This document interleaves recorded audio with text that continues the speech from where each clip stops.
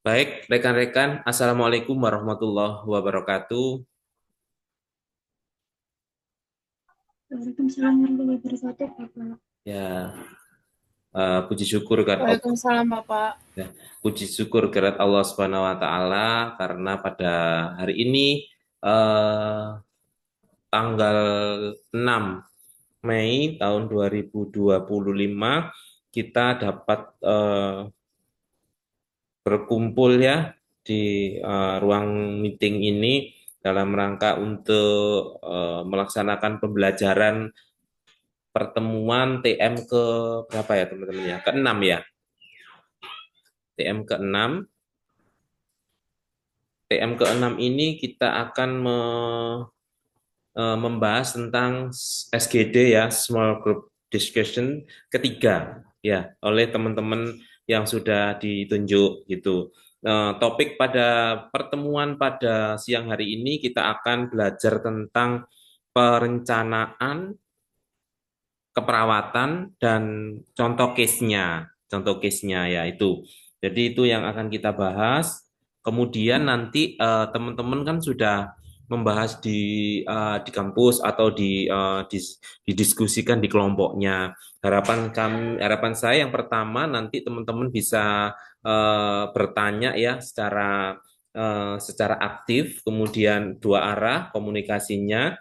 Kemudian teman-teman yang memaparkan juga nanti lebih tidak membaca, namun lebih aktif untuk bisa menjebarkan sesuai dengan hasil diskusi yang ada. Mungkin itu ya pengantar dari saya. Silakan untuk kelompok mempresentasikan hasilnya. Eh, Paparan yang dipakai adalah paparan dalam bentuk file PowerPoint. Kemudian paparan harus dikirim ke link yang sudah disiapkan untuk penilaian. Dan ini adalah pertemuan keenam setelah sebelum UTS minggu depan kita akan laksanakan ya hari Selasa. Jamnya sesuai dengan yang ditentukan oleh kampus.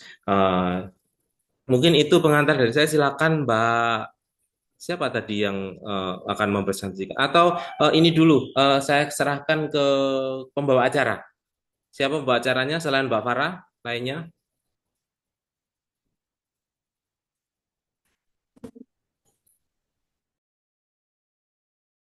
Ayo, siapa? Sudah ditunjuk dari kelompok lain?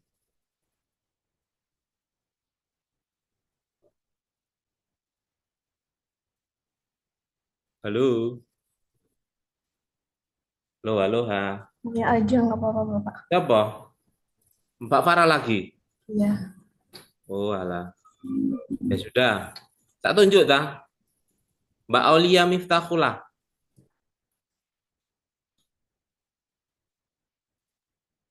Bapak, habis ini saya bekerja. Gimana? Habis ini saya kerja, Pak. Nggak bisa. Nggak bisa ya? Oke, baik. Ya. Eh, Silakan Mbak Farah. Baik, Bapak. Mohon izin off cam sebentar.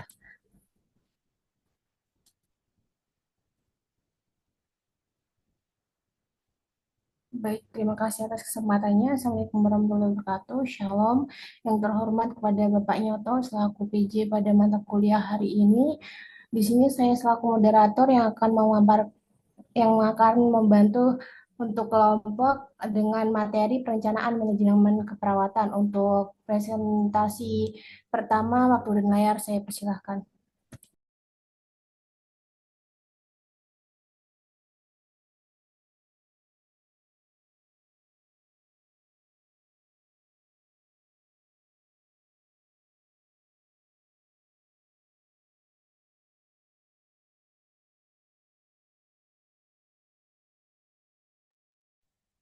Baik, terima kasih kepada moderator atas waktunya. Di sini saya Rizya Maulidia akan memaparkan materi mengenai perencanaan manajemen keperawatan. Kelompok saya terdiri dari saya sendiri, Rizya Maulidia, yang kedua ada Stefani Dwi Indriani Lasa, yang ketiga ada Tasya Salsabila, yang keempat ada Ulfa Puspita, yang kelima ada Ulfia Rohmawati, yang keenam ada Delvia Tilman, ketujuh ada Shirley Naura, dan yang terakhir ada Melania Diaz. Pengertian dari perencanaan. Perencanaan adalah proses sistematis dalam menentukan tujuan yang ingin dicapai serta cara-cara atau strategi terbaik untuk mencapainya dengan menggunakan sumber daya yang tersedia secara aktif dan efisien. Dalam konteks manajemen keperawatan, peran manajerial perawat dalam organisasi sumber daya manusia, waktu, dan alat untuk mencapai hasil keperawatan yang optimal. Tujuannya adalah untuk memastikan bahwa pelayanan keperawatan berorientasi pada mutu dan sesuai standar yang berlaku. Perencanaan yang baik akan menjadi dasar bagi pengorganisasian, pelayanan, serta pengawasan kegiatan keperawatan.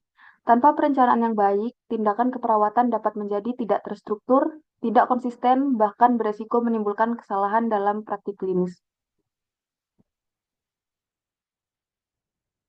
Tujuan di sini ada tujuan perencanaan. Yang pertama ada untuk memberikan arah yang jelas terhadap pelaksanaan pelayanan kesehatan. Hal ini untuk menentukan sasaran yang ingin dicapai dan menyusun strategi serta langkah operasional yang efektif guna mencapai tujuan. Yang kedua ada untuk mengoptimalkan penggunaan sumber daya yang tersedia, termasuk tenaga keperawatan, waktu, alat, dan dana, agar dapat digunakan secara efisien dan efektif.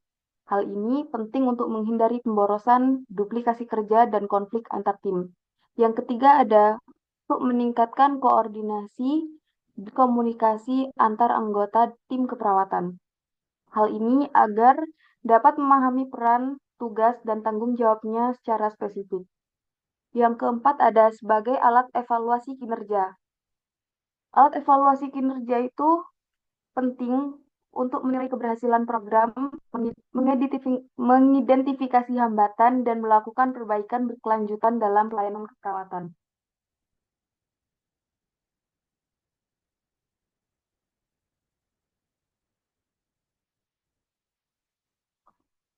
Baik, terima kasih. Cukup ini yang bisa saya sampaikan. Saya kembalikan kepada moderator.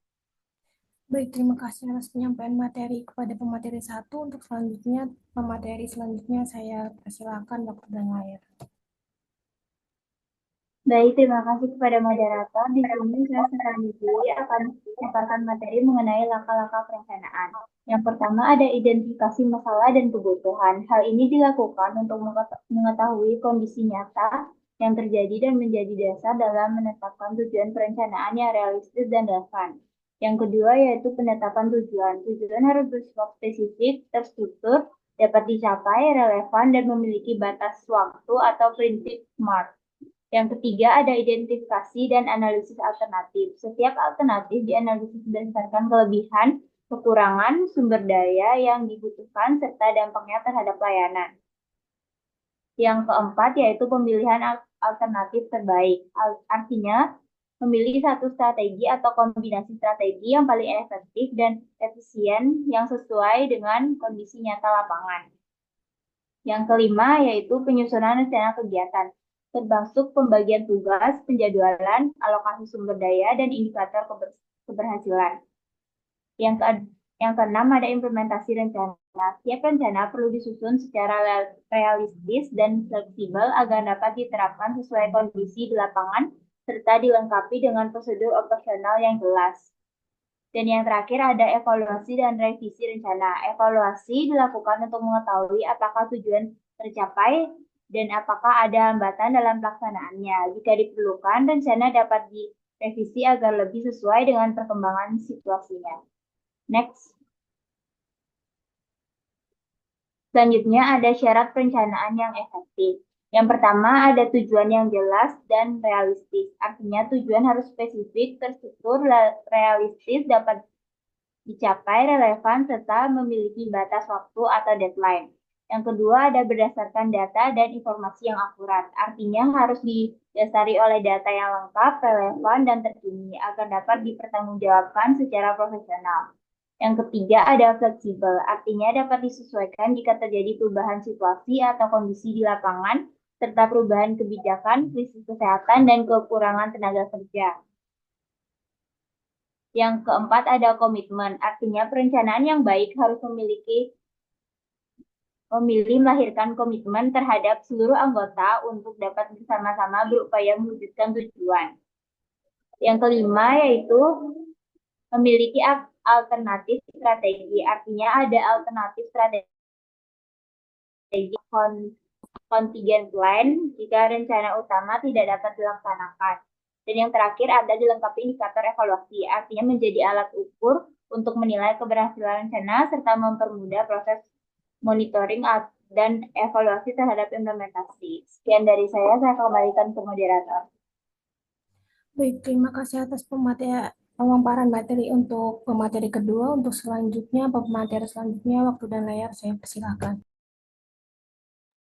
Baik, terima kasih kepada moderator atas kesempatannya. Di sini saya akan menjelaskan terkait komponen perencanaan Smart Goal. Perlu diketahui, Smart Goal adalah akronim atau singkatan dari Specific, Measurable, Achievable, Relevant, and Time-bound, di mana yang masing-masing merupakan kriteria penting dalam menetapkan tujuan atau sasaran yang terukur dan realistis.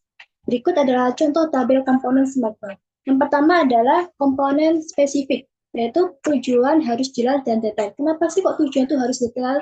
Nah, agar mudah dipahami dan difokuskan sehingga tidak menimbulkan interpretasi ganda. Contohnya, meningkatkan kepatuhan pencatatan tanda vital oleh perawat. Nah, semisal kalian ingin membuat smart goal dengan komponen spesifik, pertanyaannya kira-kira kayak gini. Apa yang ingin dicapai? Kemudian siapa yang terlibat? Terus di mana hal ini terjadi dan mengapa sih tujuan ini itu penting?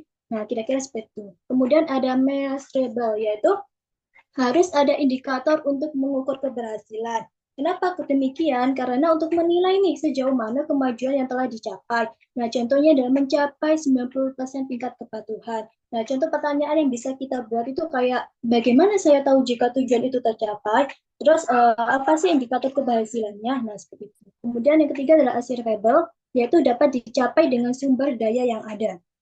Nah, tujuan itu harus realistis teman-teman dan dapat dicapai dengan sumber daya dan kemampuan yang tersedia. Pokoknya jangan berlebihan memikirkan tinggi-tinggi nanti tanpa memiliki sumber daya dan kemampuan yang nggak ada. Nanti ujungnya hanya halusinasi saja atau tidak hanya berhenti di perencanaan. Jadi harus benar-benar memiliki sumber dayanya agar terjalan seperti itu. Contohnya adalah melalui pelatihan dan juga pengawasan tim. Nah, contoh pertanyaannya itu gini, apakah tujuan ini masuk akal? Kemudian apakah tersedia sumber daya dan juga waktu yang cukup? Nah, seperti itu. Kemudian yang keempat ada relevan, yaitu tujuan relevan dengan visi dan misi organisasi atau unit kerja. Nah, kalau kita membuat tujuan itu harus relevan dengan visi dan misi. Jangan sampai tujuannya A, visi misinya tuh B. Nah, nanti jadinya nggak nyambung tuh, kesasar nanti kita.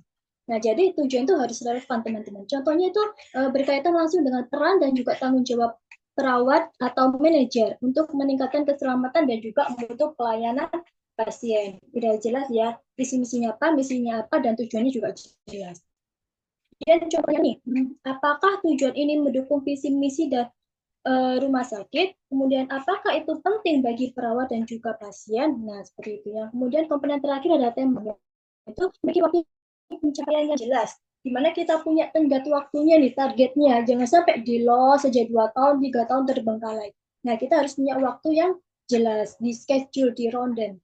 Contohnya adalah dalam jangka waktu 2 bulan. Nah, contoh pertanyaannya nih, kapan sih target ini harus tercapai? Kemudian apakah ada tenggat waktu untuk progres tertentu? Nah, seperti itu. Untuk bisa di next untuk lanjutannya, Kak.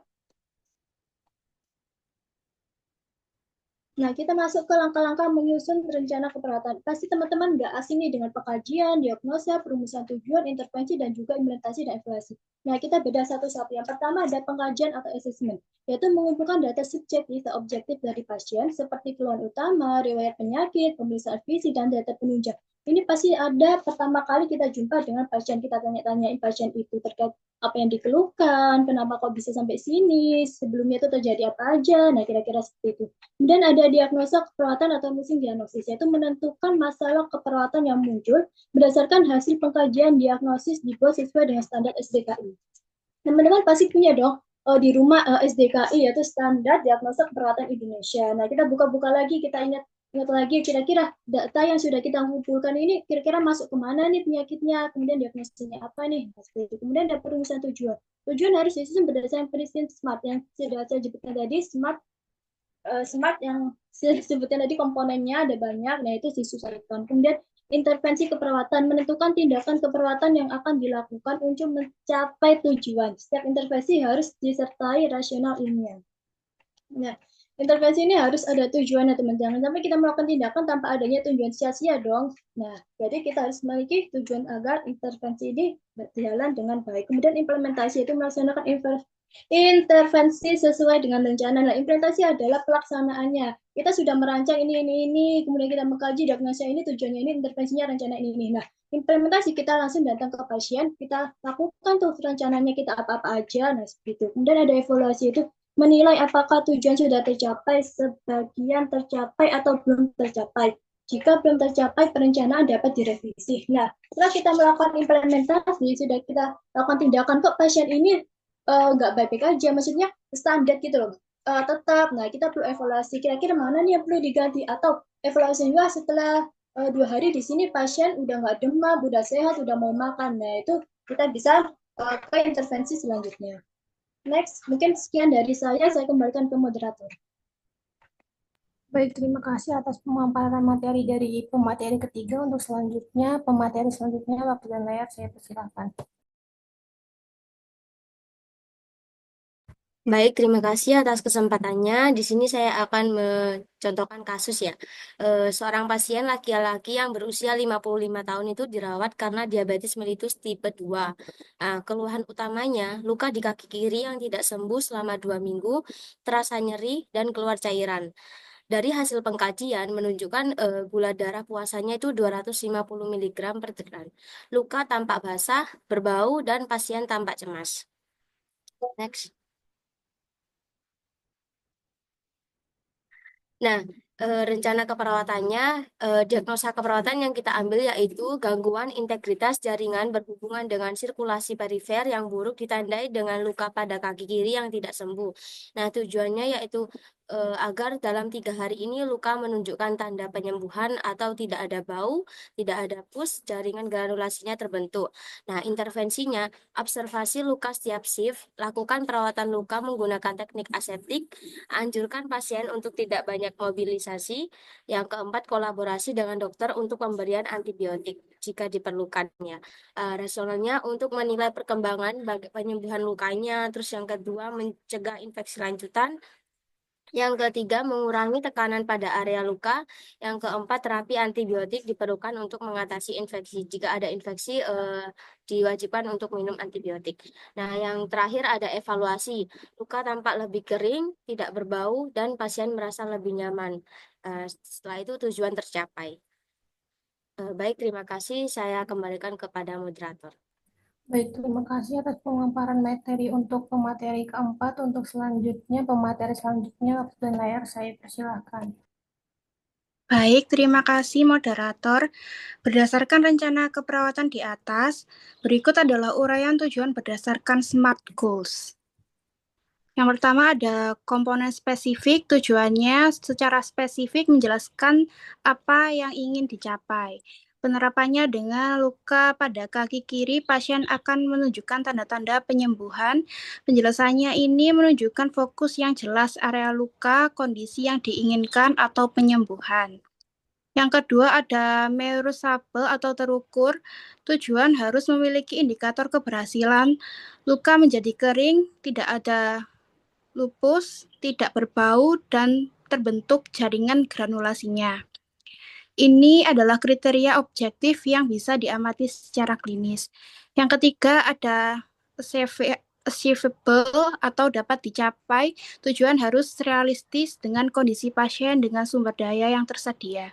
Dengan perawatan luka rutin dan pemantauan, tujuan ini dapat dicapai dalam waktu singkat karena belum terjadi gangren.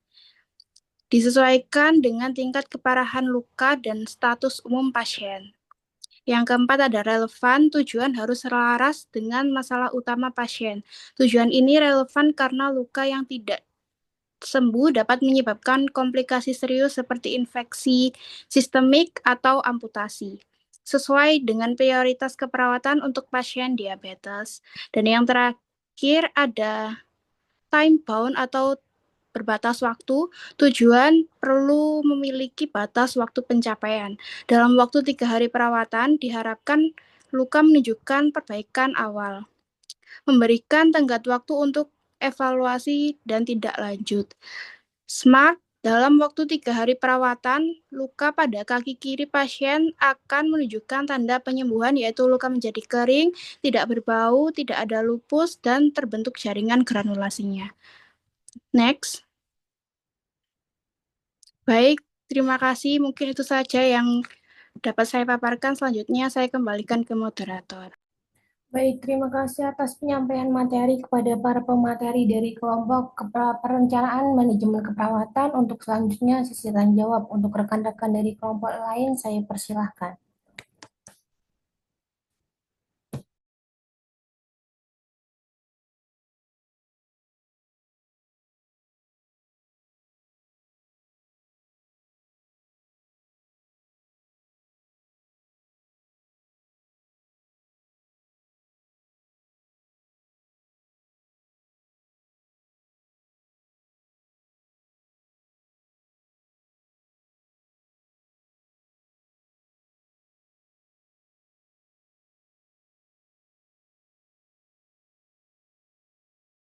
Baik, untuk rekan-rekan yang ingin bertanya, saya persilahkan.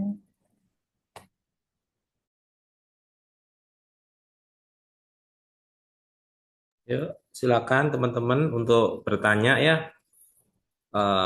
Materinya bagus tadi, disampaikan dengan bagus. Silakan.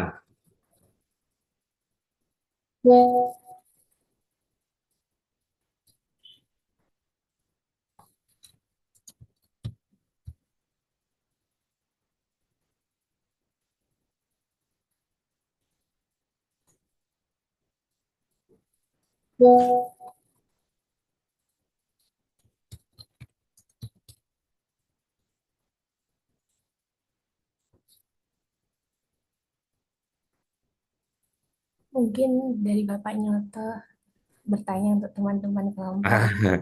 Saya ya langsung saya yang bertanya. Ya, mungkin dari teman-teman dulu sudah jelas apa enggak gitu. Untuk saya pancing nanti. Ya, aku butuh saya pancing kayak kemarin dulu gitu. Ya, ya. Kayaknya ini apa namanya? Perencanaan ya. Tanya Pak, Oh ya, siapa ini? Stephen. ini Arjun Pak, pakai Oh, orang lain. ya, Arjun, silakan. Izin, Hmm. Ya, masih mute. iya Pak, izin bertanya kepada kelompok. Eh, Mengapa perencanaan dalam manajemen keperawatan itu sangat penting? Dan bagaimana peran perawat sebagai manajer tercermin dalam proses perencanaan ini? Terakhir apa? Mengapa perencanaan penting dan apa terakhir tadi? Peran ya, peran perawat Dan sebagai bagaimana manajer. peran perawatnya Pak? Hmm. Oke,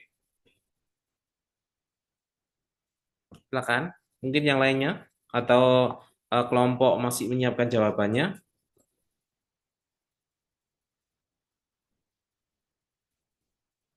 Saya Pak izin bertanya.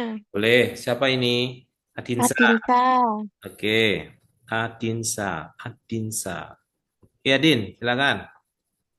bagaimana pendekatan SMART Goals membantu dalam penyusunan tujuan keperawatan dan apa dampaknya jika prinsip ini tidak diterapkan? Terima kasih.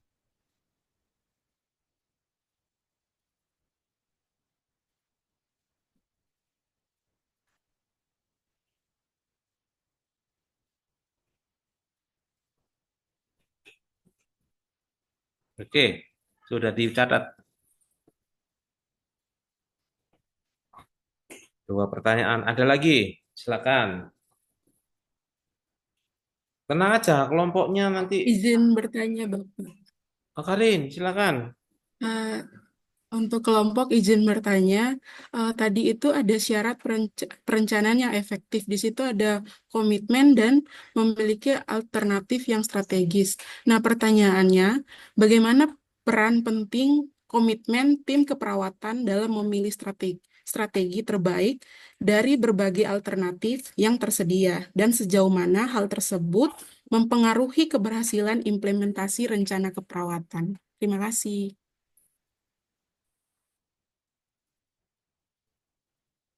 Ya, lagi. Silakan. Ada 3 pertanyaan. Bapak, mohon izin, ini ada masukan dari kelompok untuk pertanyaan bisa dicatat di kolom komentar. Oh, baik. Nggih. Ini saya nyatet loh ini loh catatan saya. Catat. Gak apa-apa, ayo dicatat di kolom komentar silakan. Dari Arjun tadi itu ini saya bacakan ya. Arjun, mengapa sih perencanaan itu penting? Itu ada jawabannya. Mengapa perencanaan penting? Dan bagaimana peran perawat itu sebagai manajer? Kan sudah ada jawabannya yang kemarin. Peran perawat itu sebagai manajer bagaimana? Itu yang Arjun ya. Untuk yang Adinsa ini bagaimana pendekatan smart goal? Ya kan ada smart goal tadi yang disampaikan dalam menyusun tujuan. Dan dampaknya bila tidak diterapkan bagaimana kalau smart goal dengan tidak diterapkan untuk menyusun tujuan. Itu Mbak Dinsa. Mbak Karin, bagaimana peran penting dalam memilih strategi yang mampu untuk mempengaruhi implementasi rencana keperawatan? Perannya yang bagaimana dalam memilih strategi? Itu yang saya tangkap tadi.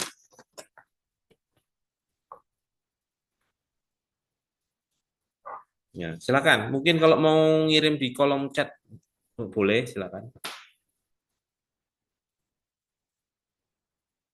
Yuk, silakan. Kalau ada pertanyaan, kalau ada yang kelompok menjawab, monggo nanti saya tambahi.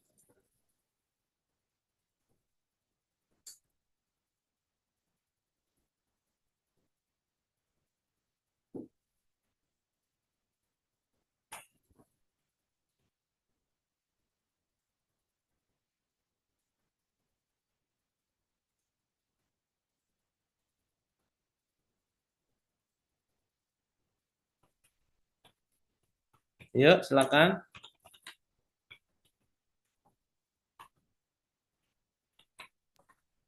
Izin menjawab pertanyaan dari Kak Adinsa, Pak. Kak Adinsa. Oke, silakan. Ya, pertanyaannya bagaimana pendekatan SMART Goals membantu dalam penyusunan tujuan keperawatan dan apa saja dampak jika prinsip ini tidak diterapkan. Manfaatnya seperti yang dijelaskan di PPT tadi ya Kak, ada spesifik, membantu perawat dan tim fokus pada masalah utama, terukur tujuan dapat dievaluasi secara objektif, dapat dicapai tujuan dengan kondisi pasien dan sumber daya yang tersedia sehingga realistis. Yang keempat ada relevan, tujuannya selaras dengan masalah utama pasien, misalnya mencegah komplikasi seperti amputasi, dan yang terakhir ada batas waktu. Memberikan kerangka waktu yang jelas, misalnya dalam 3 hari, sehingga memacu yang efisien dan terfokus. Dampak jika tidak menggunakan SMART Goals, yaitu tujuan menjadi kabur dan tidak terarah. Misalnya pasien merasa lebih baik atau sulit diukur dan subjektif. Yang kedua ada evaluasi sulit dilakukan. Tanpa indikator terukur, sulit menentukan apakah intervensi berhasil atau tidak. Yang ketiga, intervensi menjadi tidak terfokus. Contohnya, tim keperawatan tidak bisa mengambil tindakan yang efektif karena tidak ada fokus yang jelas.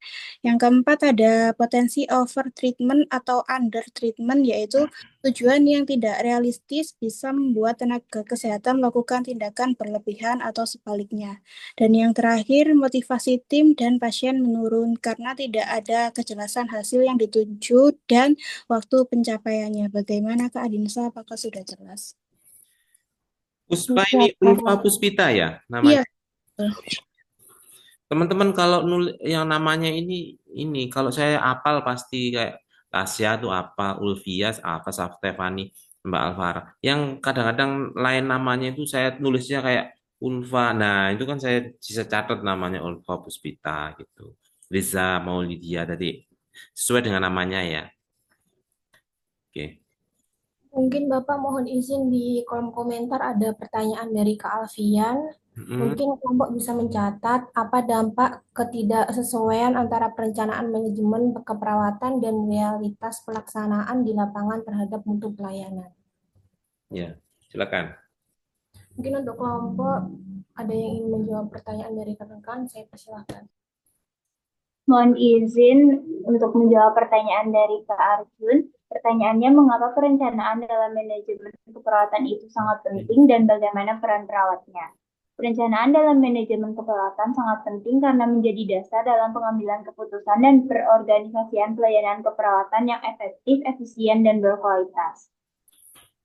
Yang pertama, ada pentingnya perencanaan dalam manajemen keperawatan. Yang pertama, menentukan arah dan tujuan pelayanan keperawatan.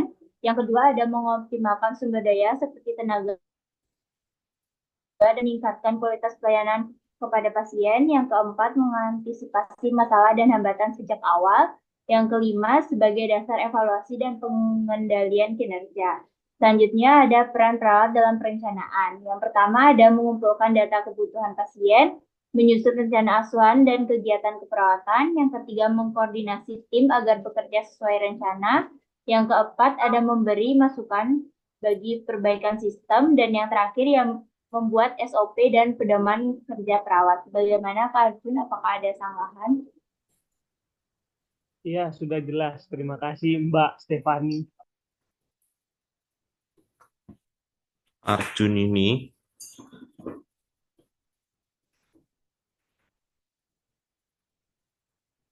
Arjun tadi dijawab oleh Mbak Stefani.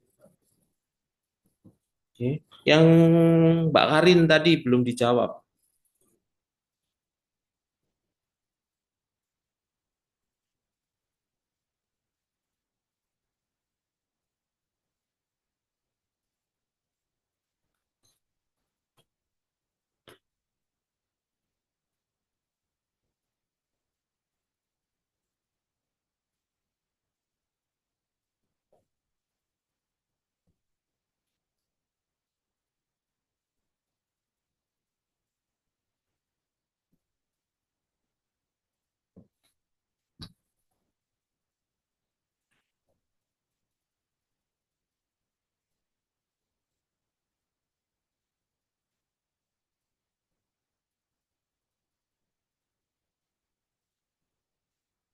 Izin menjawab pertanyaan dari Kak Karin.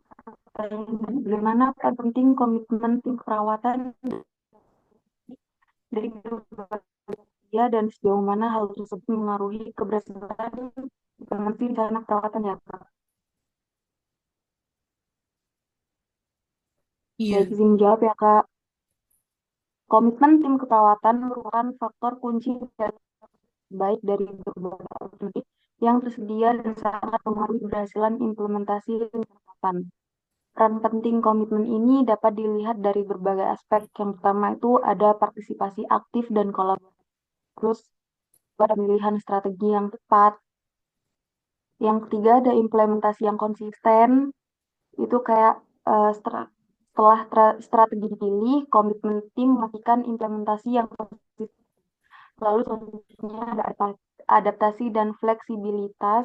Komitmen tim juga memungkinkan adaptasi dan fleksibilitas dalam implementasi perawatan. Proses implementasi mungkin muncul tantangan atau hambatan yang tidak terduga.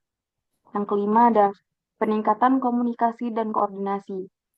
Tim yang solid meningkatkan komunikasi dan koordinasi antara anggota tim. Informasi penting dapat dibagi dengan mudah dan efektif juga. Setiap anggota tim selalu mengetahui perkembangan terbaru dan dapat memberikan dukungan yang diperlukan. Pengaruh komitmen terhadap keberhasilan implementasi itu ada yang pertama mencapai tujuan yang telah komitmen memastikan konsistensi dan ketekunan dalam implementasi. Lalu yang kedua ada perawatan pasien.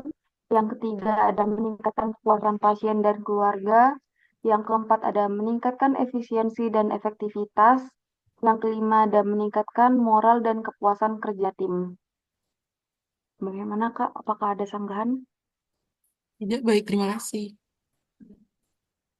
Terima kasih. Mohon izin ya Bapak, di sini di kolom komentar ada pertanyaan dari Kak Salman. Mohon izin pertanyaannya Bapak atau Kakak, apa tujuan SMART Goals di bidang keperawatan dan bagaimana SMART Goals dapat membantu mengurangi komplikasi pada pasien? Mungkin untuk rekan-rekan kelompok yang ingin menjawab, saya persilahkan. Baik, jadi sini saya akan menjawab pertanyaan dari Kak Salman. Apa tujuan Smart Course di bidang keperawatan dan bagaimana Smart Course ini membantu mengurangi komplikasi pasien.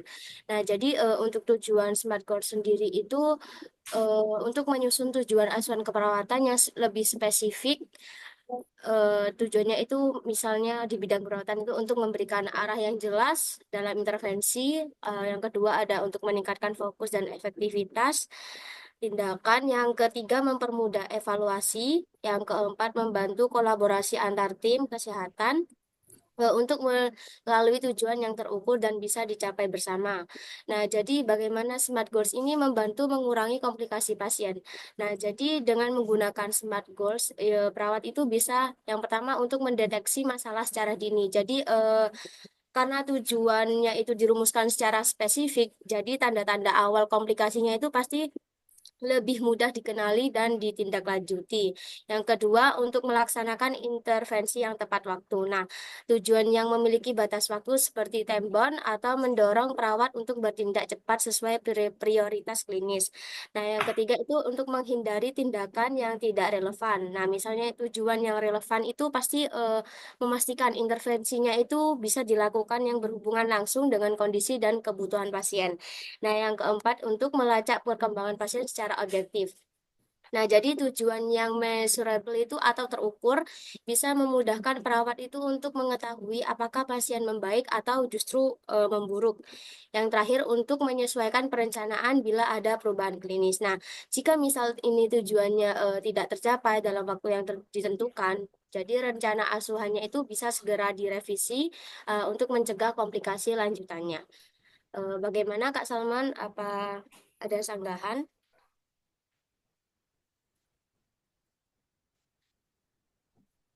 Sepertinya tidak ada ya. Baik, terima kasih. Terima kasih Mbak Ulvia. Bisa menjawab pertanyaan dari Alfian, apa dampak ketidaksesuaian antara perencanaan manajemen keperawatan dan realitas pelaksanaan di lapangan terhadap mutu pelayanan? Benar ya, Pak? Izin menjawab. Dampak yang pertama itu banyak banget. Yang pertama adalah penurunan kualitas perawatan. Ini jelas ya, jika perencanaan tidak realistis atau tidak diperhitungkan kendala di lapangan, maka kualitas pencapaian ini akan menurun atau tidak efektif. Kemudian ada ketidakpuasan pasien. Nah, pasien akan merasa dampaknya langsung dan atas ketidaksesuaian ini. Mereka mungkin akan mengalami perawatan yang tidak memuaskan atau merasa kurang diperhatikan. Kemudian yang ketiga adalah inefisiensi dan pemborosan sumber daya. Nah, jelas sekali jika tidak ada sesuaian, maka dengan apa menyebabkan inefisiensi dan pemborosan sumber daya baik dari tenaganya atau dengan tenaga perawat atau sumber daya dari rumah sakitnya. Kemudian yang keempat adalah penurunan motivasi tim perawatan. Kegagalan dalam mencapai tujuan yang telah direncanakan dapat menurunkan motivasi dan juga moral tim kepala. Jadi mereka mungkin akan sedikit down seperti itu. Kemudian ada meningkatkan resiko kesalahan medis. Nah, ketidaksesuaian antara perencanaan dan juga pelaksanaan ini dapat meningkatkan resiko kesalahan medis. Mungkin memperhitungkan faktor resikonya, maka perawat mungkin akan melakukan tindakan yang tidak aman atau tidak sesuai standarnya. Kemudian ada sulitnya evaluasi dan juga perbaikan. Nah, ketidaksesuaian proses evaluasi dan juga perbaikan akan menjadi sulit tentunya karena harus mengidentifikasi akar penyebab masalahnya.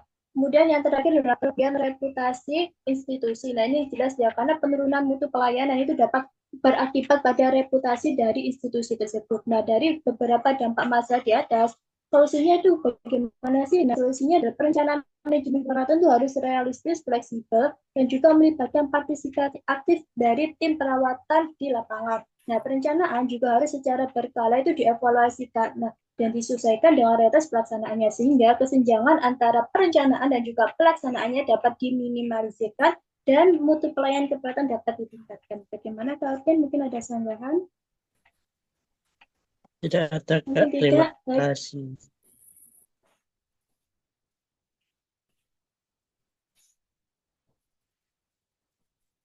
Karena kan pertanyaan sudah terjawab semua, mungkin ada tambahan pertanyaan untuk kelompok ini dari rekan-rekan, saya persilahkan.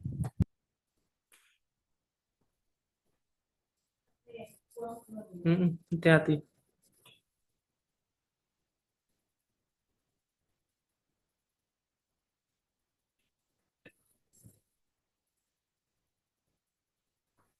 Ya, mungkin teman-teman ada yang tanya, nih sudah tercatat 5 pertanyaan ya.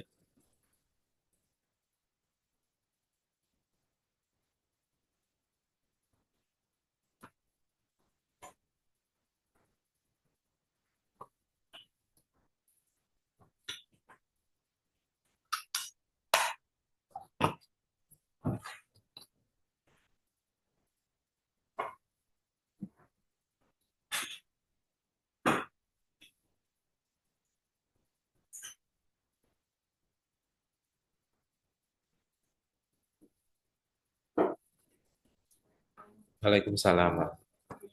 Ya, ada lagi pertanyaan? Saya mau menanggapi yang pertanyaannya yang pertama tadi Arjun ya. Dijawab oleh Mbak Stefani, Dwi, ya. Jadi jawaban Mbak Stefani tadi sudah baik gitu. Namun saya akan menambahkan, kenapa sih perencanaan itu penting ya?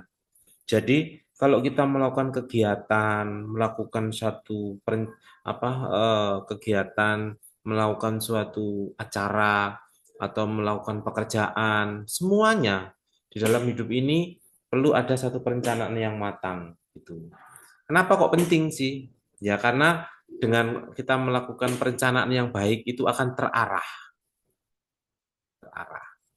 Terus ada kepastian di situ untuk kita bisa melakukan perencanaan. Ya, oh saya mau melakukan A, mau melakukan tindakan B, terarah, kemudian kita bisa optimal dalam mengerjakan sesuatu itu. Itu yang penting ya. Saya menambahkan aja yang jawabannya Mbak Stefani. Kemudian kita dapat mengukur dengan perencanaan ini. Oh, rencana saya ke depan itu setelah saya lulus akan bekerja di satu klinik atau saya akan bekerja di eh, masyarakat atau saya akan bekerja di sebuah rumah sakit atau saya mau enak mana sih bekerja sebagai perawat itu yang bekerja di puskesmas dengan bekerja di rumah sakit seperti yang SGD tentang peran dan tanggung jawab manajer kemarin, ya kan? Ada pertanyaan kan teman-teman kemarin itu saya kalau nggak salah kemarin pertanyaannya Mbak Tasya itu. Kak, ada enak mana sih lebih baik mana Kak kita melakukan apa menjadi manajer keperawatan di bidang keperawatan itu di sebuah puskesmas ataukah di sebuah rumah sakit begitu ya ada pertanyaan ya. Terus saya jawab untuk memfasilitasi tentu puskesmas ada sendiri lebih kompleks lah dengan di rumah sakit ya tergantung kita mau merencanakan kemana. Nah, seperti itu. Sehingga tujuan itu terukur. Kemudian kepastian untuk pengambilan keputusan juga akan menjadi terarah. Kita memutuskan apa yang akan kita lakukan ke depan. Nah, itu kenapa kok penting begitu. Dan peran perawat sebagai manajer tentu ditanyakan oleh Arjun tadi bahwa peran sebagai manajer kita harus melakukan perencanaan. Yang mana seperti kita tadi di contoh kasus itu adalah perencanaan asuhan keperawatan. Ya, dimulai dengan planning, ya tak? Kemudian lakukan apa? Tahap-tahap asuhan keperawatan. Jadi pengkajian keperawatan itu adalah salah satu perencanaan pengkajian keperawatan, penegakan diagnosa keperawatan, perencanaan keperawatan, pelaksanaan keperawatan atau intervensi, dan satunya evaluasi keperawatan. 5 tahap itu yang harus direncanakan masing-masing. Jadi kita merencanakan itu, perencanaan itu mulai dari pengkajian nih. Di pengkajian ini, teman-teman harus melakukan pengkajian berdasarkan Gordon, dia pakai M1, M2. Kalau di dalam manajemen keperawatan, itu teman-teman harus melakukan pengelompokan dari M1 sampai dengan M5 ya. M1 sampai dengan M5 itu apa? Tahap awal dalam melakukan pengkajian, tahap awal dalam melakukan perencanaan di bidang manajemen keperawatan, terutama ada di dalam manajemen keperawatan. Itu seperti ini teman-teman. Coba saya share sebentar.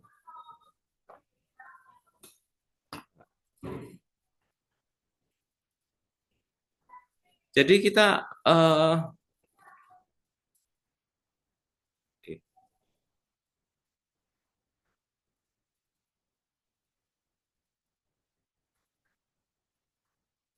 Nah, ini. Jadi teman-teman dalam melakukan perencanaan tentu harus mengumpulkan data-data dulu untuk bisa mengambil suatu keputusan karena penting sekali sampai nanti terjadinya teman-teman mengambil suatu keputusan dan mengukur satu kinerja yang baik. Ini saya coba menjelaskan ya. Jadi di dalam melakukan perencanaan yang kalau dalam kasus tadi itu kan dikumpulkan datanya melalui pengkajian ya.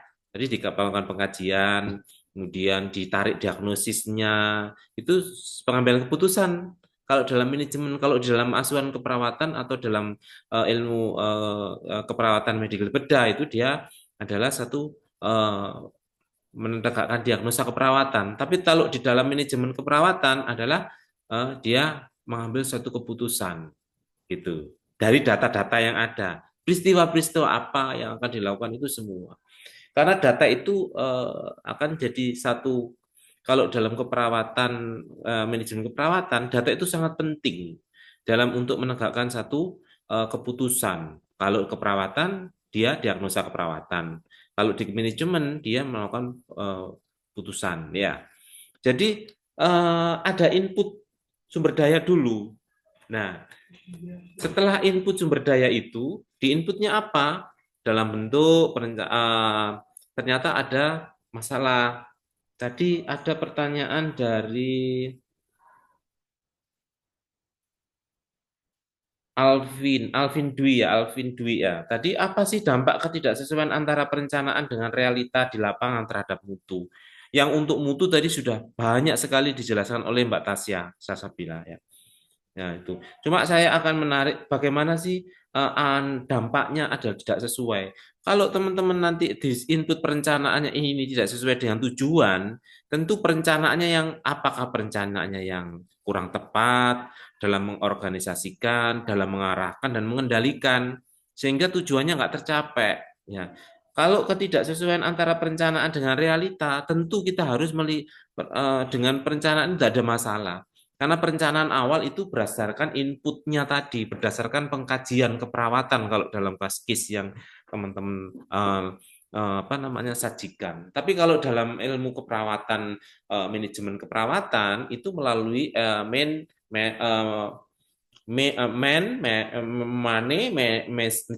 method dan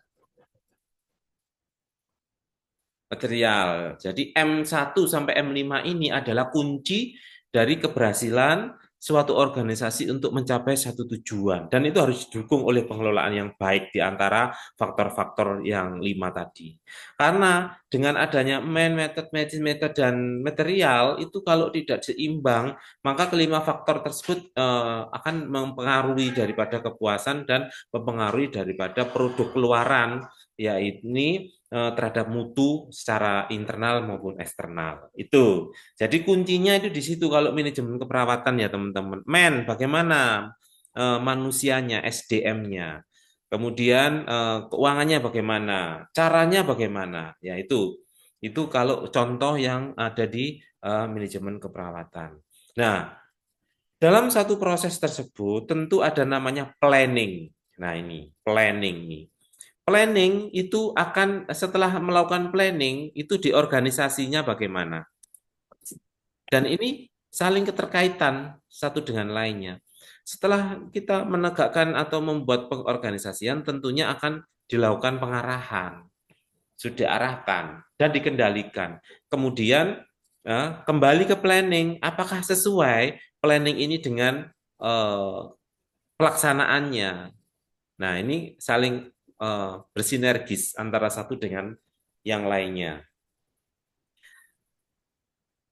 Sarana manajemen yang bagus itu biasanya 6M yang saya sampaikan tadi ya. Jadi sarana yang baik itu adalah memuat 6M antara satu dengan yang lainnya tentu harus saling berkesinambungan antara satu dengan yang lainnya. Satu kuncinya ada yang kurang, tentu yang lainnya seperti tubuh manusia. Gitu ya. Dalam proses manajemen keperawatan tadi yang disampaikan, itu ada bagaimana peran penting dalam memilih strategi. Nah, Karin ya tadi yang mempengaruhi. Strateginya apa? Strateginya yang pertama adalah kumpulkan data-datanya dulu, Mbak Karin. Kalau keperawatan, kumpulkan apa saja pengkajian yang tadi. Contoh tadi adalah perawat tidak mengumpulkan, pada tahap ini perawat dituntut untuk tidak hanya mengumpulkan saja tadi, tapi dia harus mampu untuk mempengaruhi fungsi-fungsi organisasi yang secara keseluruhan, gitu ya. Mulai dari bagaimana kondisi lapangan, bagaimana dia harus melakukan pengkajian terhadap lingkungan eksternalnya, itu penting sekali. Sehingga pada tahap ini itu seorang perawat itu harus mampu untuk mempertahankan efektivitas dan efisiensi. Bagaimana cara mempertahankan efektivitas dan efisiensi? Kenali dulu masalahnya apa. Setelah dikenali, evaluasi perencanaan itu perlu dilakukan koreksi apa enggak. Kalau memang tidak perlu dilakukan koreksi, ya sudah. Kalau perlu dilakukan evaluasi, silakan diubah rencananya. Gitu. Kemudian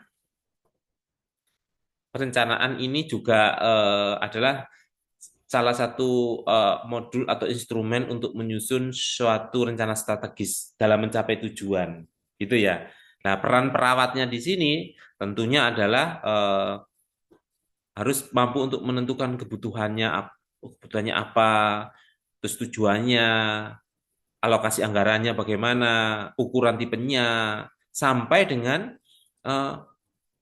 melakukan evaluasi apakah efektif, apakah sesuai standar prosedurnya.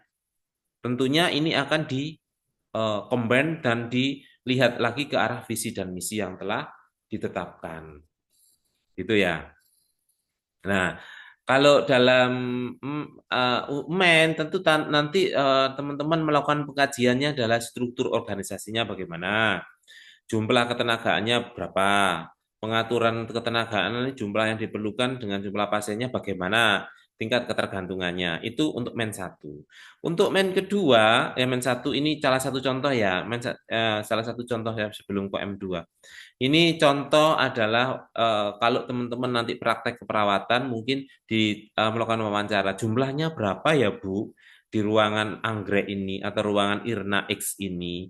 S1-nya berapa dan S-nya, D3-nya berapa, D4-nya berapa. Akan kita hitung.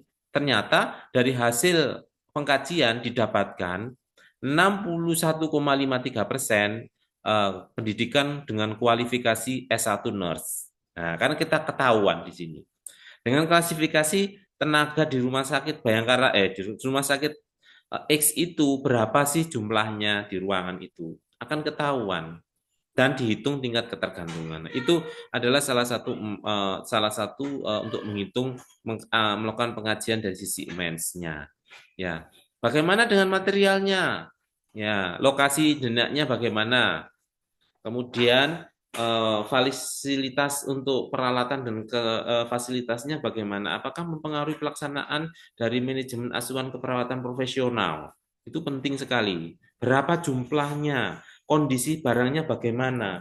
Nah, itu semua harus dilakukan pengkajian. Kemudian materialnya bagaimana?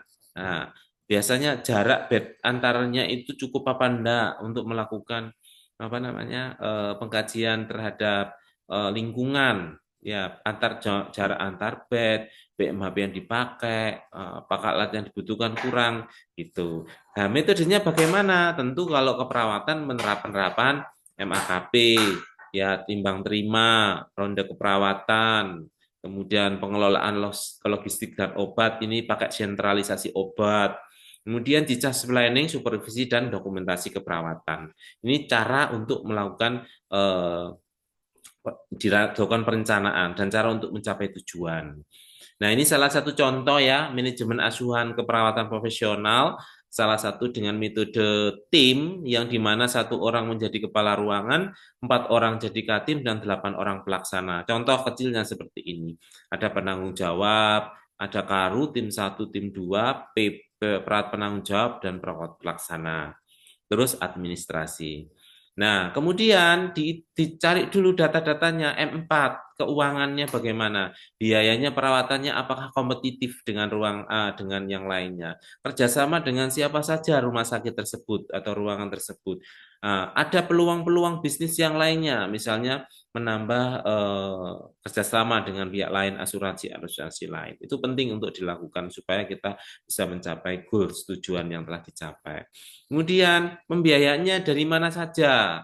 Misalnya tarifnya, gaji pegawainya bagaimana, sumber dananya dan pembiayaan. Termasuk nanti bagaimana kita melakukan pemasaran, ya, bednya bagaimana, mutu pelayanannya tadi bagaimana, sampai dengan kita melakukan marketing, gitu ya. Di mana alat-alat promosi yang kita banner dan kita lakukan perawatan itu penting. Kita lakukan yang alat-alat yang canggih dan alat-alat yang bisa dilakukan pemeriksaan di luar dari rumah sakit kita sekitarnya yang nggak punya, seperti itu. Mungkin ini salah satu contoh ya teman-teman ya. Ini salah satu contoh masalahnya di M1 apa, M2 apa, sampai M1 apa. Kemudian di scoring di prioritas seperti itu. Dilakukan masalah apa sih M1, M2. Itu nanti dilakukan scoring dan dilakukan pengkajian seperti itu. Jadi itu menjawab pertanyaannya Arjun tadi, menambahkan, kemudian menjawab juga pertanyaannya Karin ya. Jadi bagaimana peran penting dari dalam memilih strategi agar kita dapat agar mempengaruhi implementasi rencana. Nah, itu penting mulai dari M1 sampai M5 itu kerjakan. Kemudian menjawab juga ketidaksesuaian antara perencanaan dengan realita tadi.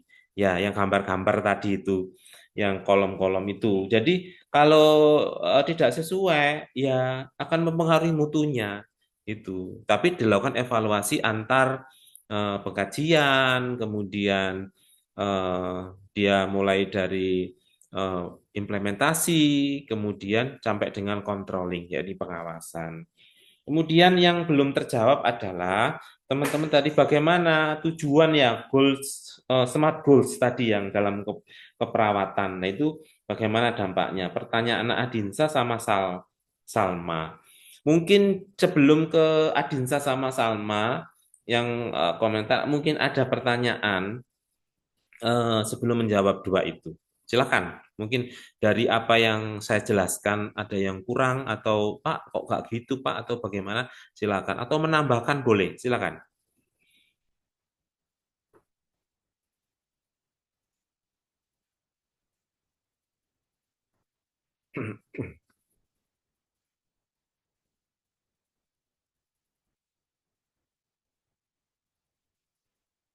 Ya, silakan.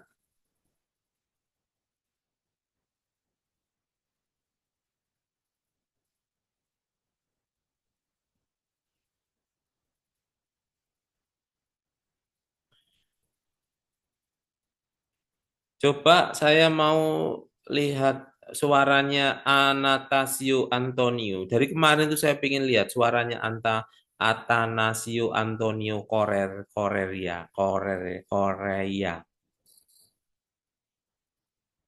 Atau Misakui Gomez. Kemarin juga tak sebut namanya.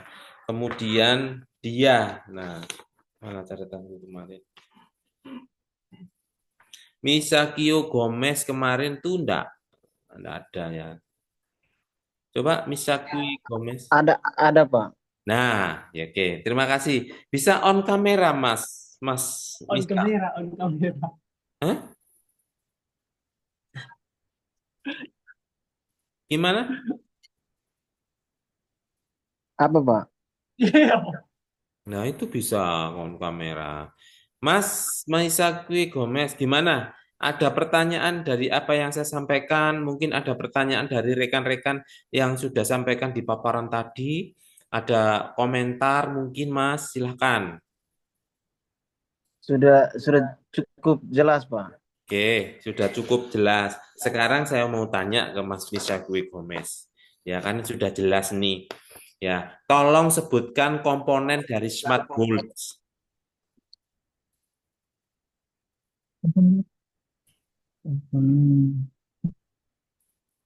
Ya, tolong sebutkan. Ada berapa sih smart board? Tunggu sebentar. Ih, kalau begini kan.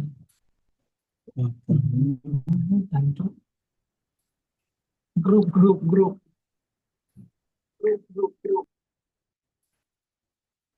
Coba dibacakan deh. Kalau enggak, tadi yang membawakan smart board itu kalau enggak salah Mbak Tasya Salsabila. Kalau enggak Mbak Tasya ya siapa tadi? Stefani kalau enggak salah ya. Atau satunya lagi itu kalau enggak salah tadi itu Mbak, lupa aku satunya itu Ulfa ya, kalau Ulfa Puspita kalau nggak salah tadi, atau Ulfia tadi, itu di antara tiga itu lupa yang menjelaskan. Yuk silakan Mas Miss Sakwe Gomez. Panggilannya apa Mas?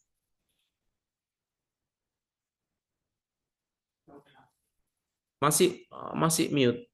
Panggilannya Gomez, Pak. Oh Gomez ya, ya silakan Gomez. Sahabat.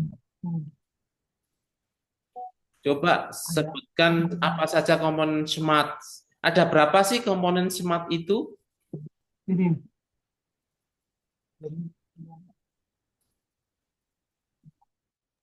Ada 4, Pak. Ada 4. Coba smart itu kalau ada 4, S-nya apa? Jadi komponen smart itu kepanjangan, kependek apa disingkat itu, Gomez. Spesifik, Pak. Spesifik, S-nya. M-nya apa? Measure lovely. Oh, Ya, measurable. Ya. Kemudian yang ketiga apa?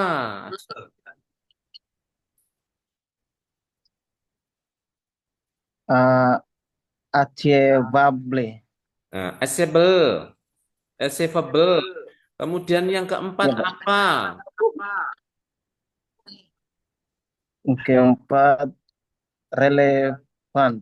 Relevan. Ada lagi enggak? Katamu 4. Nggak ada, Pak. Oh, masa. Smart. SMART.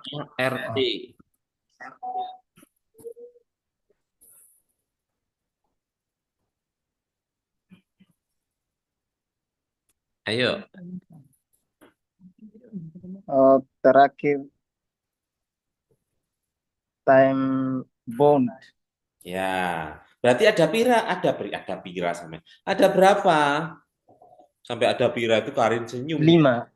5, Pak. Ada 5, betul. Coba dijelaskan satu persatu deh, penjelasannya bagaimana? Atau sama contohnya. Monggo, silakan.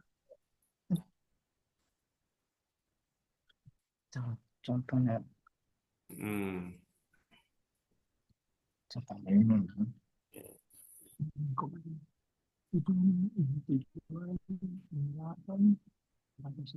Spesifik Spesifiknya tujuannya secara spesifik menjelaskan apa yang ingin dicapai, Pak. Ada lagi yang disampaikan masih spesifik? Selain itu? Spesifik. Penerapan. Apalagi? Penerapan dan penjelasan. Ya. Ya. Ya. Jadi Mas Gomez, spesifik itu artinya tujuannya itu harus spesifik, detail, spesifik dan spesifik itu spesifik, terukur, jelas, tujuannya itu detail dan terarah, jelas. Contohnya kepatuhan mahasiswa untuk on kamera pada waktu pelaksanaan kegiatan perkuliahan manajemen keperawatan. Contoh ini. Nah, itu kan spesifik. Saya mentargetkan teman-teman kalau Jin, kuliah dengan saya itu adalah on kamera. Itu adalah spesifik saya kuliahnya. Jelas, detail saya. Ternyata yang hari ini on kamera itu adalah Putri Alvina, Reneldis, Rizka Maulidia, Garin, Eka Nur, Rike sama siapa itu nggak? Tasya, Stefani, Ulvia. Gabung ya Mbak Rike. Sama siapa Mbak Rike? Miss Syakwi. Nabila, Pak. Oh ya, sebentar. Nabila. Nah, kayak seperti itu. Target saya Adinsa, Dinar, ya sama Farah. Itu target saya adalah itu, terukur, jelas. Nah, seperti itu. Coba selain itu contohkan Mas Gomez. Selain itu kira-kira contoh kalau spesifik itu gimana tujuannya? Ya, silakan. Boleh semuanya, wis nggak hanya di keperawatan, manajemen keperawatan, yang semuanya aja di medical bedah boleh, di jiwa boleh, di anak boleh, silakan atau critical care. Contohnya gimana? Contoh dalam keperawatan lo ya. Kalau saya tadi perkuliahan contohnya. Yuk, silakan.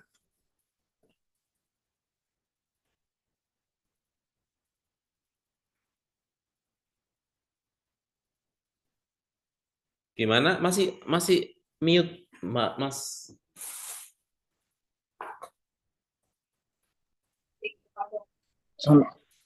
Kan maksudnya contoh spesifik ya Pak. Iya, contoh spesifik gimana?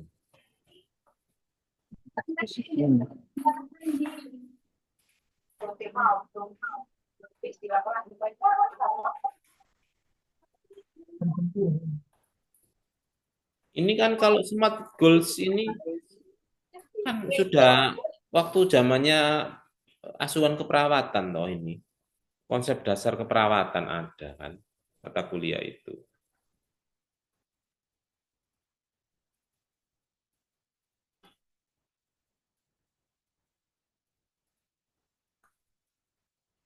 Silakan.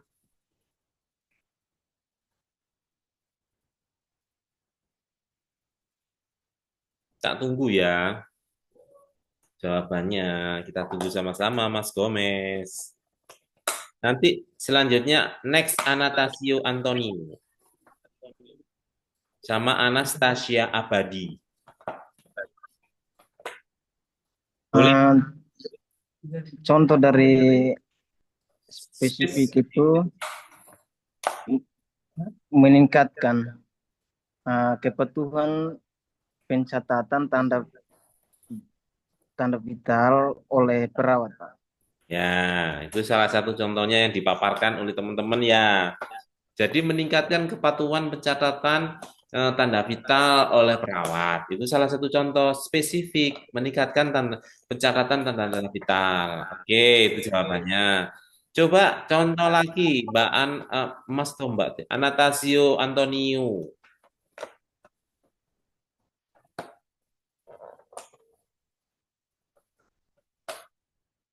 Halo, Antonio.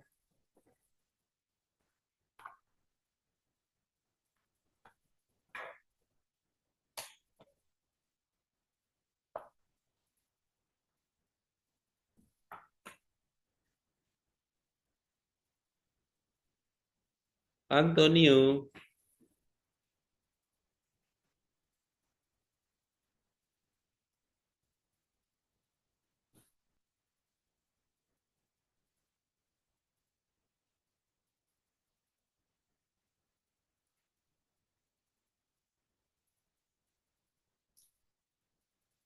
Mbak Farah, Antonionya kemana? Kurang tahu Bapak, nggak izin, tapi Antonio itu satu kos sama Delvia atau kemungkinan ikut ke rumah sakit ya Bapak. Oh gitu. Delvia lagi di ini ya, Iya lagi di IGD Bapak. di UGD ya. Oke, kalau begitu mungkin dia nggak bisa. Anastasia Abadi.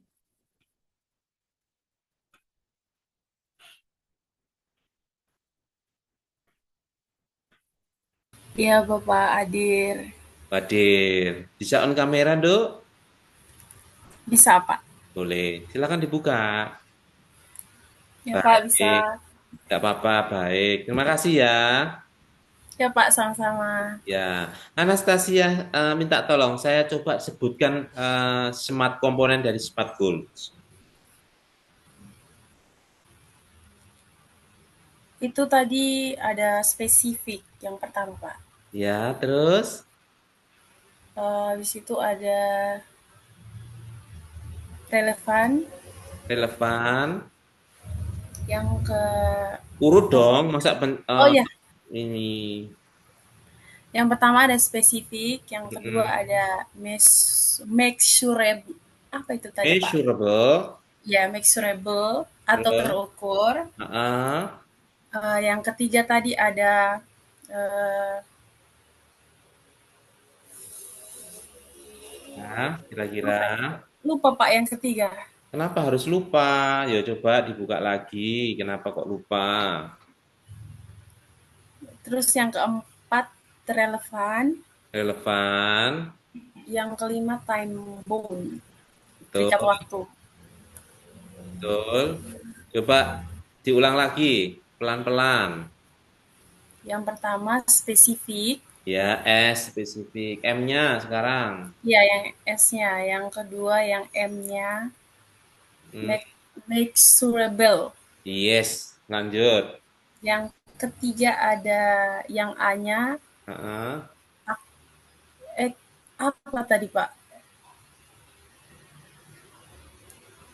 Hmm, Acceptable. iya itu. Apa? Acceptable. Ya. Yang Terus keempat relevan, yang yang kelima kelima time bound. tempo. Ya.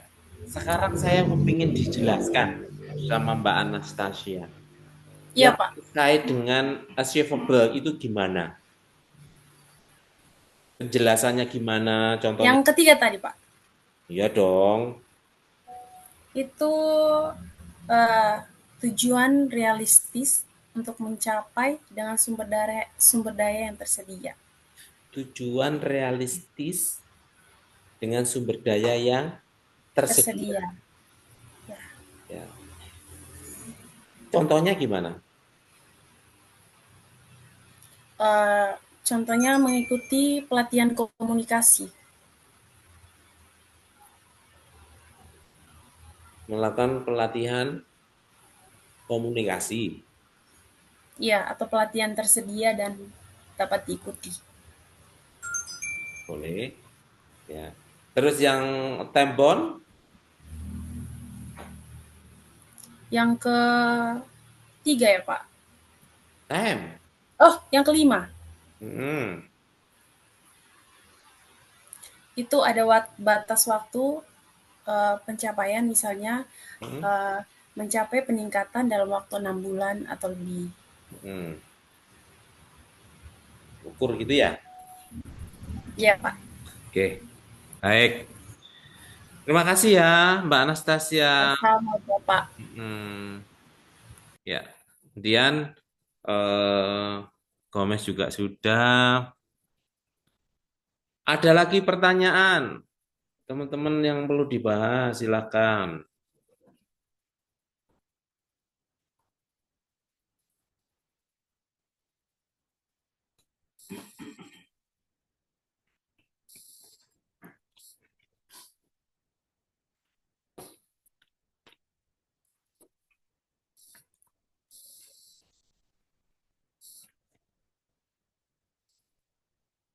Ayo, silakan. Kalau enggak saya yang tanya.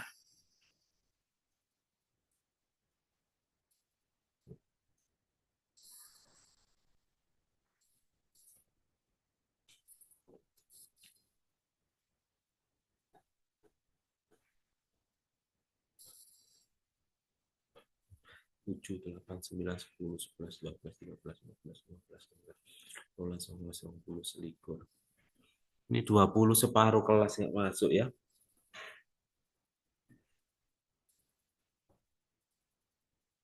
Separuh kelas nggak ada yang masuk.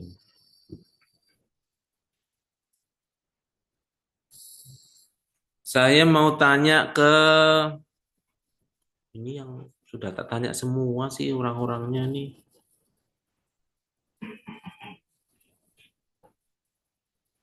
Dita Indah. Mbak Dita.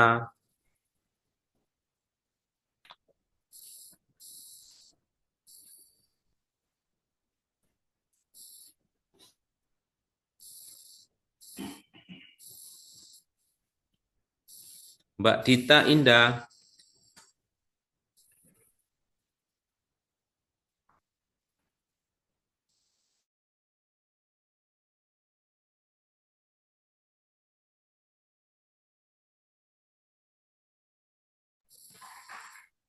Mbak Dita Indah.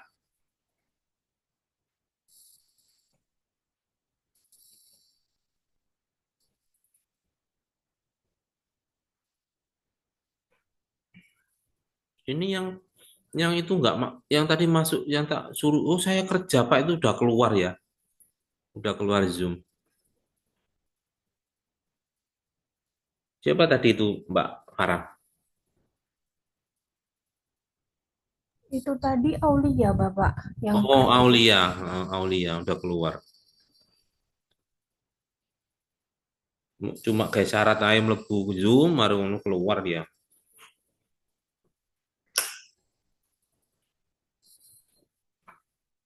Yuk, silakan Mbak Dita Indah.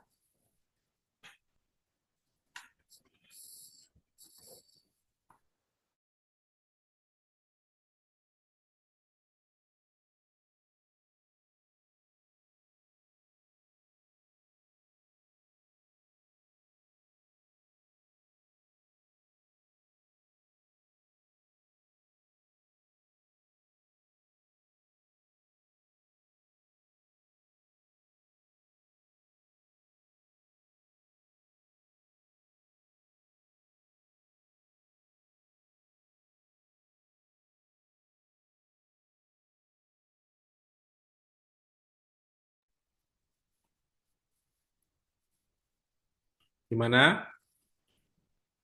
Nggak keluar ya Mbak Dita ini ya.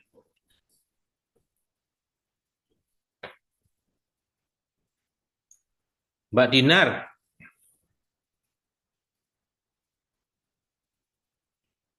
Iya, Bapak. Oke, syarat-syarat dari perencanaan yang efektif tadi apa saja ya?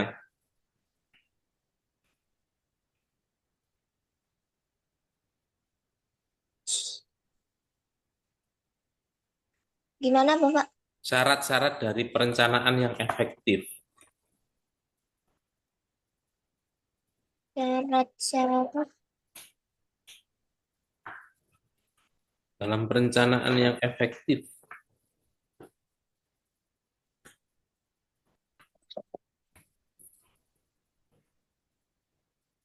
yang pertama itu ada tujuan yang jelas dan realistis. Jadi, kalau teman-teman merencanakan, baik itu perencanaan di keperawatan, nanti pada waktu teman-teman melakukan praktek manajemen, syarat perencanaannya harus jelas dan realistis. Jangan terlalu muluk-muluk. Nanti ya, kalau praktek ya, nggak terlalu muluk-muluk. Saya kepinginnya adalah membentuk struktur organisasi tim, satu kelompok itu. Udah, serahkan ke udah Renaldis, ini yang bagian struktur ya, tujuan jelas jelas ya, nanti buat ya, nanti sehari terus kemudian realistis ya, itu kepala ruangan yang dipilih ini, katimnya ini, itu yang harus jelas dan realistis. Jangan terlalu muluk-muluk, misalnya saya harus sesuai dengan yang ada di ruangan, nggak usah, supaya nanti teman-teman itu tercapai perencanaan dalam melakukan prakteknya. Cari leader yang memang bisa gitu. Dan leadernya itu bisa mengatur gitu. Dan yang diatur nanti kalau sudah jadi leader, teman-teman, aku tok pilih, kamu pilih semua lo ya. Karin, ini Karin. Saya telah dipilih oleh Rizka, Renildis, Rike, Tasya. Saya suruh jadi karu dan kepala kepala tim. Jadi kalian harus nurut apa yang saya lakukan, apa yang saya sarankan. Boleh melakukan saran tapi harus dilakukan dengan baik. Jelas. Jadi nanti Rizka dia akan melakukan M1. Terus Reynaldis dia melakukan M2. Rike April N3. Gitu-gitu. Sama Nabila di situ. Nah, itu orangnya. Nah, itu kelihatan. Nah, itu. Dia itu melakukan M3 dan M4. Jelas, arahkan untuk melakukan itu. Kemudian lanjutkan, tadi silakan. Setelah tujuan realistis dan jelas. Yang kedua yaitu data dan informasinya harus akurat. Oke, data dan informasi harus akurat. Jadi masing-masing yang sudah dibagi tadi, cari data-data yang akurat, ya, informasinya yang benar dan akurat. Akurat itu berdasarkan apa? Data adalah berdasarkan sumber yang baik. Jadi enggak berdasarkan wawancara. Kalau wawancara itu biasanya kurang berdasarkan sumber. Contoh di ruangan yang ditempati itu ada pedoman pengorganisasian, ada pedoman pelayanan, ada dokumen-dokumen resmi yang di rumah sakit tersebut yang ditempel lah, yang di rumah sakit itu di website lah, itu adalah pedomannya informasi yang akurat. Ambil di situ supaya perencanaannya nanti efektif.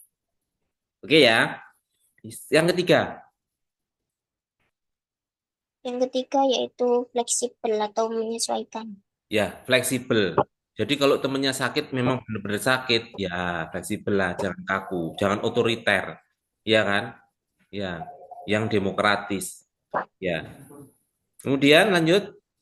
Yang keempat yaitu komitmen. Memiliki komitmen yang baik antar anggota tim itu penting. Ayo ya, komitmen. Mbak Rizka, Mbak Rineldis tadi sudah dibagi, Mbak Rike, Mbak Tasa sudah dibagi. Yuk kita selesaikan bersama-sama. Sampai bagian ini, sampai bagian M1, M2, M3, semuanya dibagi langsung bagus. Nah itu penting itu. Jangan saling menyalahkan, jangan saling ini. Kita berkomitmen penuh ya karena kalian sudah menunjuk saya sebagai Karin ini menunjuk, berarti kamu harus betul-betul taati apa yang kita arahkan. Itu ya. Lanjut. Yang keempat yaitu memiliki alternatif strategi. Strategi kita besok harus selesai. Tapi kan sama pembimbingnya itu kan lusa. Berarti maksimal lusa harus selesai. Nanti saya sebagai Karin yang akan melakukan pengawasan, melakukan pengecekan apakah tugas-tugas kalian itu jelas apa enggak. Nah, ini saya terus lanjutkan. Terakhir yaitu dilengkapi dengan indikator evaluasi. Indikator evaluasi yang pertama adalah dokumen telah diupload sesuai dengan yang ada di pembimbing. Kedua, semua tugas berjalan dengan baik. Itu. Kita akan compare jadi satu. Itu tujuan yang baik. Itu adalah salah satu contoh kasus di mana teman-teman melakukan praktek keperawatan nanti. Simpel toh? Itu. Jadi jangan aduh, ini gimana? Wis bingung sendiri, jangan. Sebenarnya praktek keperawatan itu di klinik itu enak, mudah. Yang membuat bingung itu biasanya perilaku dari tim sendiri yang tidak ada komitmen, tidak fleksibel gitu. Kalau ada temennya nggak masuk, nggak ada keterangan, ya lapor langsung ke pembimbing dan izin Pak, Bu, pembimbing, ini teman saya nggak masuk. Kami sudah diskusikan dengan baik. Nanti mereka akan mengganti karena ada sesuatu hal yang komunikasikan dengan baik. Supaya sebagai ketua tadi yang Mbak Karin itu akan bisa melakukan pendekatan yang baik dengan pembimbing gitu, melindungi anggotanya, tapi kepada pembimbing, tapi anggotanya juga harus kamu tuh ini harus ini ya gitu. Coba gimana kamu ada apa? Ada masalah apa kok gini. Tapi yang itu ya harusnya jangan mencari kesempatan gitu. Kebanyakan kan mencari kesempatan. Nah, contoh-contoh seperti itu yang jadi case-nya yang dalam manajemen keperawatan nanti. Itu ya bisa dipahami ya teman-teman ya. Ya, mudah-mudahan nanti prakteknya bisa lebih baik lagi. Seperti itu. Ada yang didiskusikan dari materi-materi tadi?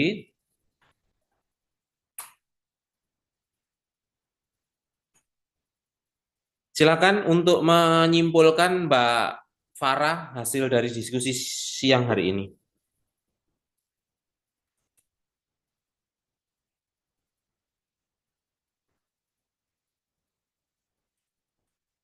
Baik, mohon izin hasil dari diskusi pada siang hari ini kesimpulannya perencanaan keperawatan harus memenuhi beberapa syarat yang penting seperti memiliki tujuan yang jelas, berbasis data akurat, fleksibel terhadap perubahan, melihat tim serta dilengkapi indikator evaluasi. Pendekatan SMART Goals menjadi alat yang penting dalam menyusun tujuan yang terarah dan terstruktur. Terima kasih, saya kembalikan ke Bapak Nyoto.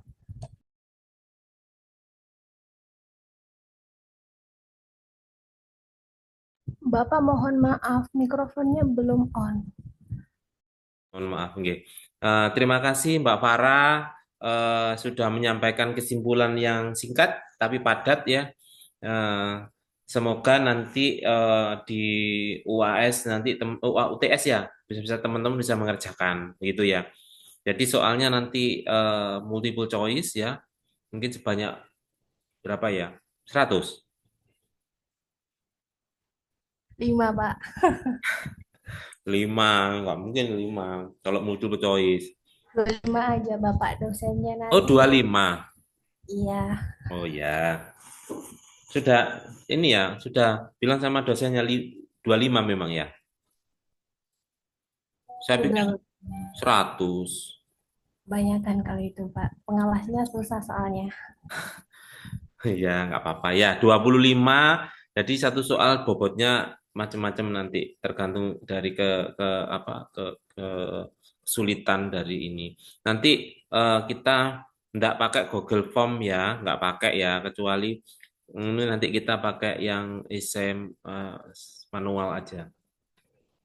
Bisa mengikuti. Ada ketentuan lain dari kampus mungkin yang belum saya tahu, Mbak Farah, terkait dengan ini. Pak, nanti tolong ditanyakan sama Pak Uktu ya. Pak Uktu ngasih soal apa enggak? Kalau nggak ngasih soal 25-nya dari saya. Kalau Pak Uktu ada soal berapa nanti saya tinggal menambahkan. Nanti saya juga komunikasi sama beliaunya. Mungkin ada arahan dari kemarin beliaunya untuk Bu Yana? Belum ada, Bapak. Belum ada ya. Oke, mungkin enggak nanti soal dari saya. Nanti saya tanya aja untuk nih untuk tesnya. Ini Rate Dita yang kemarin ya, yang tadi tak sebut enggak ini ya. Ada pertanyaan terakhir mungkin maksud diskusi di luar materi perencanaan tadi? Mohon izin Bapak, untuk yang online ujiannya gimana Bapak? Online itu yang nanti saya serahkan ke kampus ya, yang untuk bisa kayak seperti Mbak Aulia ya tadi ya. Iya Pak. Nanti saya tanyakan ke kampus bagaimana Pak Lukto untuk yang online itu gimana. Jadi teman-teman yang offline aja yang seperti Mbak Aulia nanti biar nanti enggak tahu nanti gimana mekanisme. Biasanya bagaimana Mbak Farah?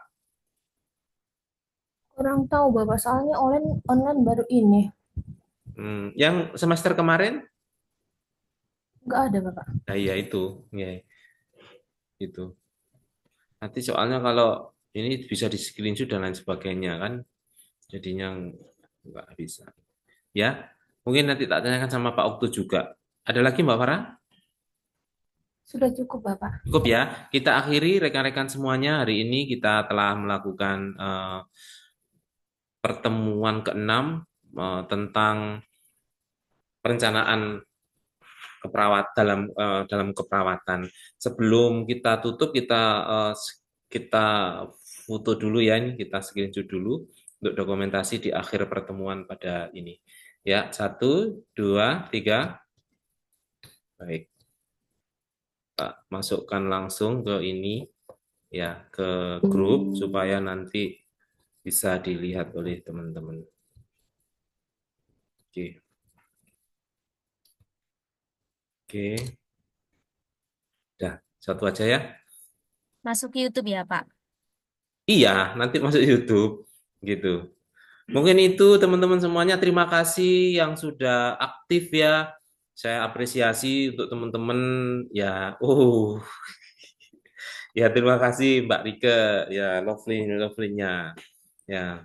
Mungkin itu teman-teman semuanya, sehat selalu ya, tetap semangat ya mengejar cita-cita. Semoga cita-cita kalian bisa tercapai dan tak doakan jadi orang yang berguna dan dalam bidang keperawatan. Sukses selalu untuk teman-teman ya. Kita akhiri, wabillahi taufik wal hidayah. Wassalamualaikum warahmatullahi wabarakatuh. Waalaikumsalam. Waalaikumsalam warahmatullahi wabarakatuh. Terima kasih, Terima Bapak. kasih, Pak. Terima kasih, Bapak. Terima kasih.